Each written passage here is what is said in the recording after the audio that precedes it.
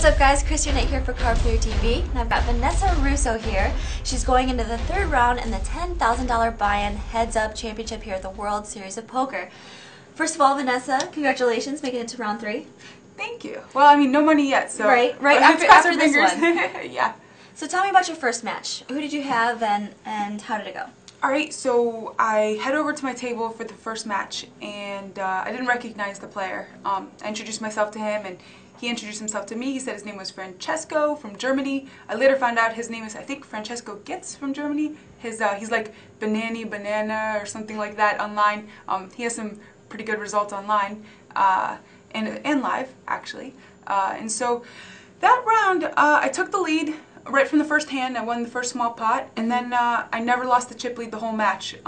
There was no particularly memorable hands. I just sort of chipped him down till he was short, and then I was really patient and waiting for a really secure spot to call his all in to make sure that I'd be at least a 60% favorite. I didn't want to give him the chance to coin flip and double up and undo some of that hard work I did. So I let him kind of shove quite a bit as a short stack, but I kept him short, you know, waiting for the right time to call. I didn't make any sort of loose calls or anything. And when I did call with the ace-6, he had queen-5, and he was really short at that point, and so I was a 60% favorite, and my hand held up, so I didn't even have to worry about doubling him up or anything, and that was that match. Well, I've seen you play online on PokerStars, Heads Up, and when I watched just one of the matches, you were doing a lot of min-raising on the button and keeping the pot small. Is that kind of what you did with him? Yeah, I'm a lot like Daniel Negreanu, big fan of small ball. So I generally, like to keep the pot small. Sometimes you don't have the choice. Sometimes your opponents just prefer to gamble a little bit, and if that happens, then so be it. I'll have to adapt and adjust accordingly.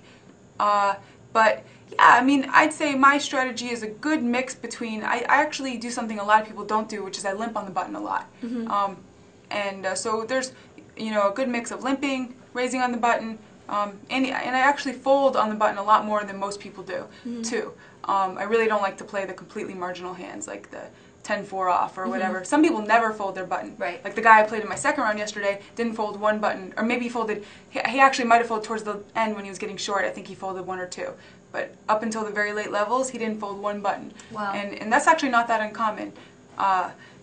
So you'll see pretty much I incorporate every possible type of play into my pre-flop action. Okay, well, let's talk about that second match against Emil Patel. And I know you overcame a huge chip disadvantage. Tell me about that. Yeah, it was crazy. It was like, I think I lost the first 35 or 37 hands in a row. What? It was unbelievable. Like, I'm talking like even like before the flop, everything. Like, I didn't win my first hand until after 30 minutes went by. Oh my Like, it was gosh. unbelievable.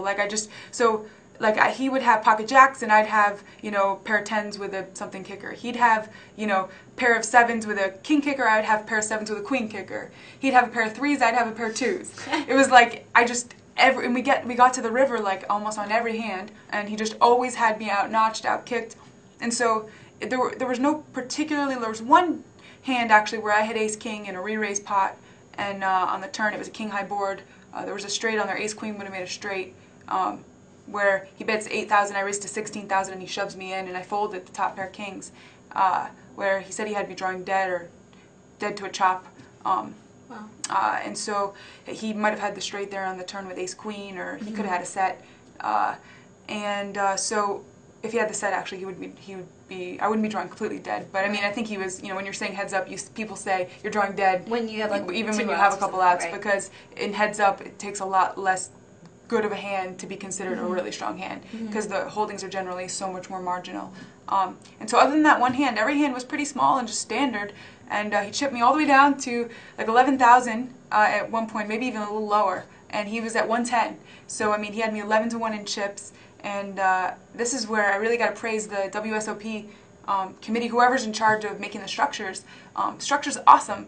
It affords, I mean, if I could deal with that sort of negative variance, having the worst of it, like 37 hands in a row, and I didn't go broke, and then it actually afforded me significant, I wasn't even feeling like I was short stack really even at that point. I just had to be tremendously patient, wait for a good spot, trick him into doubling me up, which is what I managed to do. How'd you trick him? And I mean, I flopped a straight finally. This was like a first hand that I actually made a hand, and every other time that I had like, you know, a decent hand, I had done very small value betting, and so I just shoved in on the flop, knowing that he would think I was on a flush draw because there was a flush draw on the flop. And he actually, I'm assuming that's what he thought, and he called me with second pair. Oh, wow. And the turn card was disastrous. It gave him a flush outs. It put 3 diamonds on the board. I didn't have a diamond, and he had a diamond, and it gave him a gut shot to a better straight. So he actually was drawing dead on the flop to run a runner, and picks up like the perfect runner on the turn, but I held, and I doubled.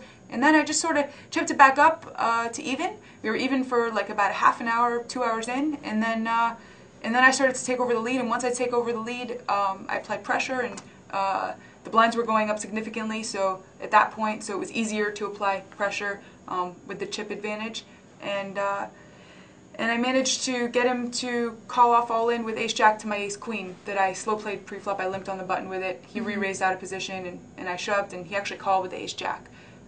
But he was a really tough opponent. He played really well, and I can see why he has some great heads-up results under his belt. And yeah, and so I guess we'll see how I do against my third internet player. Right, to be, it's so funny, like that I drew 3 internet players in a row. So Evan Roberts, what do you know about him? So I guess he's fisherman online, and he actually has like a lot of heads-up. He teaches, like, I think for card player, Poker savvy. heads-up strategy, no limit hold'em heads-up strategy. So there's a lot of information about how he thinks about heads-up play. And this isn't a guy that I can expect to make many mistakes. I mean, obviously this is what he does day in and day out, so I'm sure he'll play very well. But I actually like to play against better players. I think my game's better suited for that, and so I think it'll be a pretty exciting match and a tough match. But I welcome the challenge, and I'm excited to see how it'll go down. Awesome. Well, good luck in that next match. We got to let you go and get to that 3rd round. Thank you. Good luck. Thank you so much.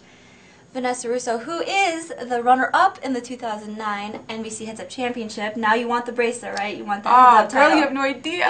Yeah, this is, I mean, I feel like, I'm 6 Heads Up matches away from a bracelet, so I think this is like probably my best shot at a bracelet this year, so I'm going to really give it my 110%. All right. Thank you so much, Vanessa. Chris Arnett with Vanessa Rousso for Card Player TV.